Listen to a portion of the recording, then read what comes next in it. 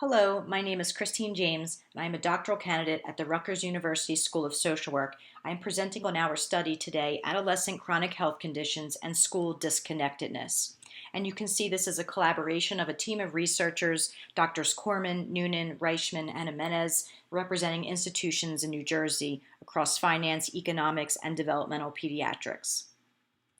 Our study is related to school disconnectedness, which is a feeling or sense of not belonging or fitting in at school, and that has been linked to multiple negative outcomes such as delinquency, high school dropout, and even long-term effects into adulthood, and this is exacerbated by negative interactions with teachers and peers.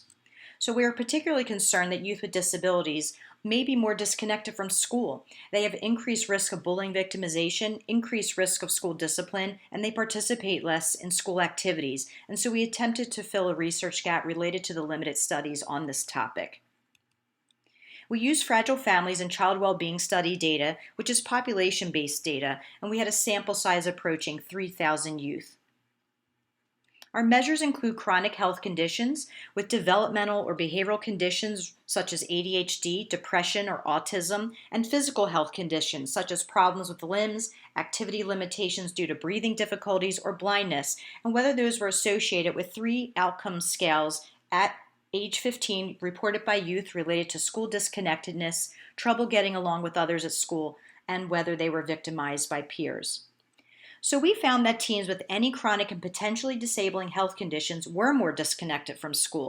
They were less close to others at school, they were less likely to feel that they were a part of their school, and they were less happy at school. They had more trouble getting along with others in school, and they also were more likely to be victimized by peers than those with no such conditions, more likely to be picked on, more likely to feel left out by their peers. So this is important because we know that experiences in adolescence can have long-term consequences for future health and well-being, and that schools are important institutions in adolescents' lives. And again, that we are concerned that youth with chronic disabling health conditions may be at increased risk for school disconnectedness, strained teacher relationships, and peer victimization. And our study findings are novel as they found larger associations with school disconnectedness and these school relationship outcomes for adolescents who had developmental or behavioral conditions more so than those that had physical conditions. Adolescents who had physical health conditions were not more likely than their peers with none to report trouble getting along with teachers. So we want to make sure we raise awareness to the experiences of youth with disabilities and ensure their inclusion in schools with peers and teachers, both of whom we know can have great influence on an adolescent's health and well-being.